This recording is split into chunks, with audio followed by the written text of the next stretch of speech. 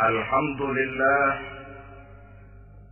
wassalatu wassalamu ala sayyidina Rasulillah, sayyidina wa maulana Muhammad ibn Abdullah, wa ala alihi wa sahbihi wa mawala, la hawla wa la quwwata illa billah, amma ba'd. Bapak-bapak, ibu-ibu, saudara-saudara kaum muslimin rahimakumullah. Sudah menjadi keyakinan dalam kehidupan kita bahwa segala yang ada permulaannya tentu akan ada penghabisannya. Setiap yang punya awal mesti akan punya akhir. Tidak ada keabadian dalam kehidupan dunia ini. Semuanya datang dan pergi silih berganti, berubah oleh pergeseran masa dan pertukaran waktu. Demikianlah kalau kita mau merenungi kehidupan dari alam di sekitar kita. Sejak dari kehidupan tumbuh-tumbuhan, binatang, sampai kepada kehidupan kita, makhluk bernama manusia. Lihatlah kita manusia misalnya. Dimulai sejak kita terlahir ke alam ini, keluar dari alam rahim ibu, menjadi bayi yang merah tidak berdaya, untuk kemudian berangsur meningkat menjadi anak-anak. Dari kehidupan anak-anak berubah lagi kita menjadi remaja dengan segala keceriaan dan kelincahannya, dan dari masa remaja naik lagi kita memasuki usia dewasa, untuk kemudian berangsur memasuki hari tua. Lalu setelah kita memasuki hari tua, sehari, seminggu, sebulan, setahun, sampailah kita kepada batas waktu yang telah ditentukan oleh Allah, yang dinamakan ajal, dan bertemulah kita dengan yang disebut maut. Ini merupakan kepastian dalam kehidupan. Kalau saja kita mau merenung perubahan-perubahan yang terjadi pada diri kita, seharusnya membuat kita insaf dan sadar. Di kala remaja kita begitu lincah, punya rambut yang hitam ikal berderai, punya lesung di pipi, punya senyum yang indah menawan setiap orang yang melihat, punya kulit yang kencang dan bersih. Manakala kita memasuki hari tua, perubahan frontal pun terjadi. Kulit mulai jadi keriput, rambut yang tadinya hitam ikal berderai mulai memutih, nikmat berkurang, gigi yang tadinya utuh dan sanggup mengunyah apa saja, satu demi satu permisi meninggalkan kita. Sangat boleh jadi di kala remaja kita senyum semua orang terpikat. Di kala hari tua dengan kulit yang keriput dan gigi yang tidak ada lagi, manakala kita senyum, mungkin orang bakal lari dari sekitar kita. Kemana keindahan yang tadinya begitu menawan? Kemana senyum lesung pipit yang tadinya menarik perhatian orang? Pergi meninggalkan kita, berubah oleh pergeseran masa dan pertukaran waktu. Nah, bila maut datang menjemput kita, selesailah kehidupan sampai di situ? Ternyata belum. Kalau lahir merupakan perpindahan hidup dari alam rahim ke alam dunia, maka mati hakikatnya merupakan perpindahan hidup dari alam dunia ini ke alam kehidupan yang berikutnya, yang dinamakan dengan alam barzah. Andai kata hidup cuma sekali, Secara moral kita sanggup berkata, alangkah tidak adilnya Tuhan. Kenapa? Dalam kehidupan ini kan aneka ragam terjadi. Ada orang yang zalim, ada orang yang dizalimi. Ada orang yang membunuh, ada orang yang terbunuh. Ada orang yang kaya, ada orang yang miskin. Ada orang yang jujur, ada orang yang menghalalkan segala cara. Sehingga banyak ketidakadilan yang terlepas daripada pengadilan dunia. Lalu orang pun bilang, di dunia ini katanya banyak pengadilan tapi sulit keadilan. Di dunia ini mudah mencari pengadilan tapi sulit untuk mencari ketidakadilan. Andai kata hidup cuma sekali, tidak akan ada hidup sesudah hidup yang sekarang ini. Bagaimanakah nasib mereka yang lepas dari pengadilan dunia ini? Alangkah tidak adilnya Allah, andai kata tidak ada kehidupan sesudah hidup yang sekarang. Tentulah akan terjadi di mana orang menghalalkan segala macam cara untuk mencapai tujuan. Yang penting kan saya kaya, yang penting kan saya punya jabatan dan kedudukan tinggi. Kalau perlu jilat atas, jilat atas. Kalau perlu sikut kiri kanan, sikut kiri kanan. Kalau perlu injak bawah, injak yang bawah. Ini prinsip daripada orang-orang komunis. Dan pantas karena mereka tidak percaya kepada kiamat.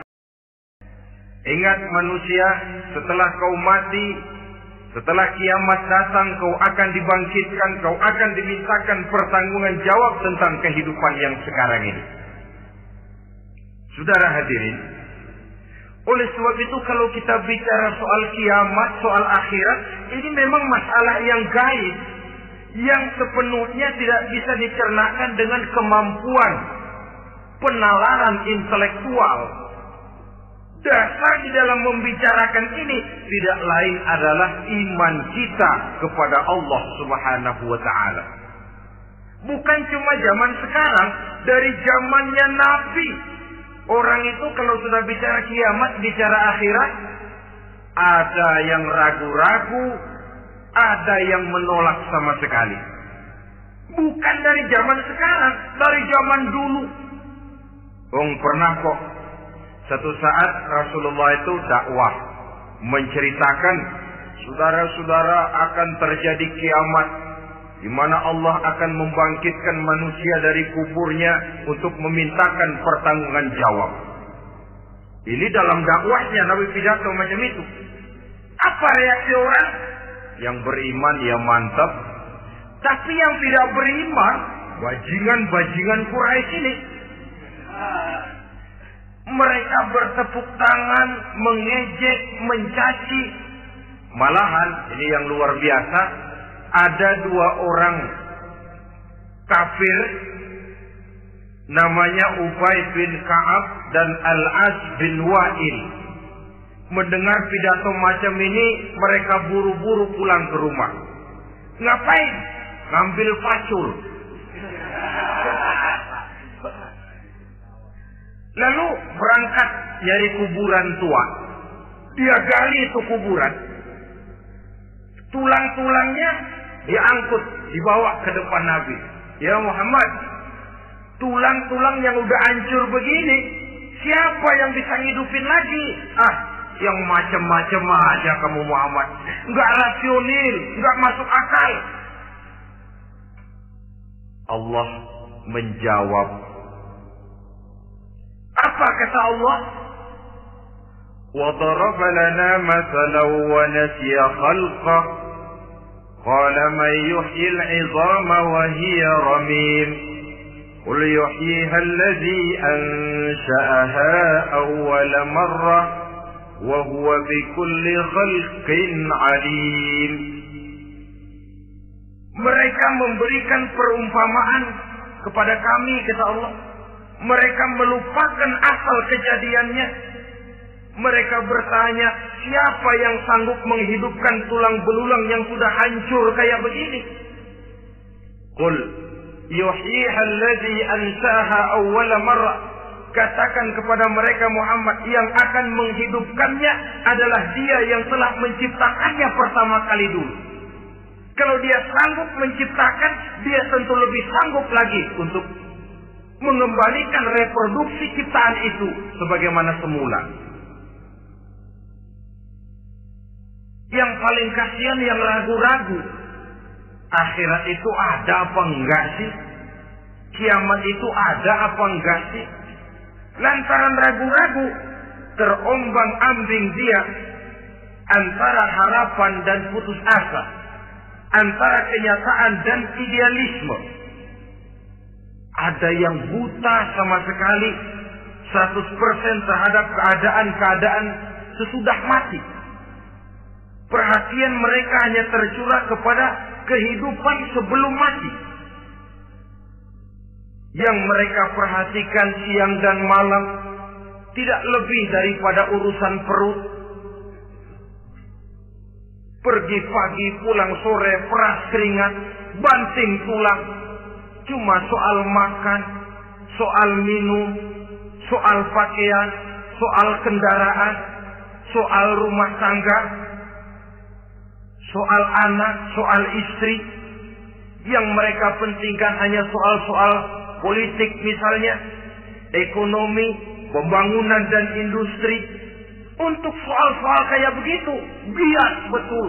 Habis seluruh waktu untuk memikirkan, meningkatkan kebudayaan, politik, sosial, ekonomi. Kadang-kadang kurang tidur, kurang istirahat, berkeliaran ke sana kemari ke tempat yang jauh-jauh. Sampai kadang-kadang terkena stres, penyakit darah tinggi, ginjal, lever, untuk memikirkan hal-hal yang semata-mata karena dunia saja. Lantas boleh jadi mereka mendapatkan kekayaan yang berlimpah ruah, mendapatkan kedudukan yang tinggi, nama yang semerbak, dikenal orang di barat dan di timur, di utara dan di selatan. Tetapi alangkah kecewanya mereka jikalau datang ajal menjemput nyawa, mati mereka, meninggalkan harta yang banyak, nama yang masyhur. Mereka disebut dengan jasa-jasanya. Radio memberitakan, TV menyiarkan, koran-koran memuat. Bahkan nama mereka kadang-kadang dikenang 2-3 tahun setelah wafatnya. Tetapi dalam pada itu, roh mereka merintih, mengeluh, menderita, karena dilemparkan oleh Allah ke tempat-tempat yang kotor. Penyesalan yang sudah tidak akan ada gunanya lagi. Saudara-saudara kaum muslimin rahimakumullah.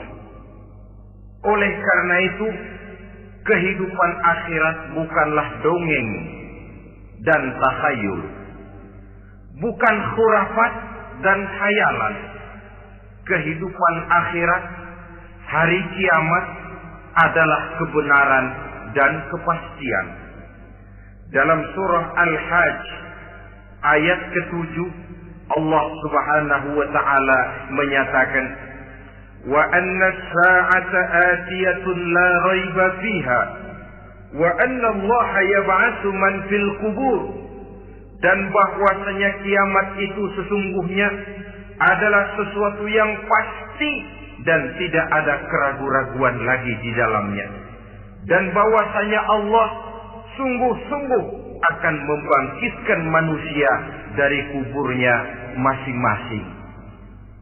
Nah, kalau kita sudah yakin kiamat sesuatu yang pasti adanya, akhirat sesuatu yang pasti adanya, dari mana pembicaraan tentang kiamat ini kita mulai?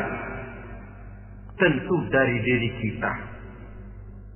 Marilah kita mencoba melihat proses perjalanan hidup ini sampai kita memasuki kiamat. Hadirin, tidak ada makhluk secantik manusia. Tidak percaya, pernah ke Ragunan? Saudara masuk ke kebun binatang. Segala macam makhluk ada di situ. Ratusan macam jenis binatang. Bandingkan dengan saudara, kira-kira cakep mana?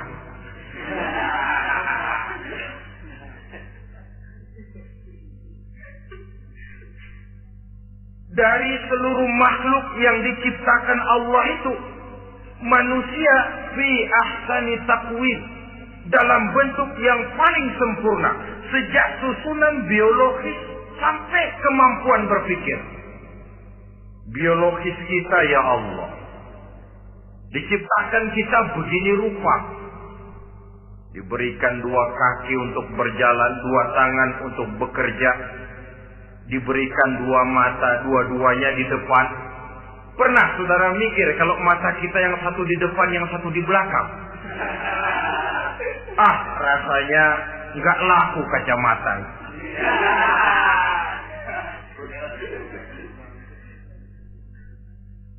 Diberikan hidung dengan 2 lubang. Tahu betul Allah ke bawah lagi lubangnya. Coba pikir kalau lubang hidung kita menghadap ke atas. Aduh, kalau musim hujan repot jagain hidung. Laqad khalaqnal insana fi ahsani taqwim. Sungguh telah kami ciptakan manusia dalam bentuk kejadian yang paling sempurna ketimbang makhluk-makhluk Allah lainnya. Nah, kesempurnaan manusia ini oleh karena hidupnya terdiri dari 2 unsur pokok. Pertama unsur jasmani dan kedua unsur rohani. Jasad dan roh. Jasad yang terlihat sekarang ini, potongan saudara yang ngejedok di depan saya ini jasad saudara. Ini yang berasal dari saripati makanan yang dimakan oleh bapak ibu kita. Lalu hasil kerjasama yang baik antara ibu dengan bapak, terwujudlah kita. Kalimat langsungnya jasad ini berasal dari tanah yang tadi berubah dari bayi, remaja, dewasa, meningkat hari tua. Yang berubah itu jasmani kita. Kenapa?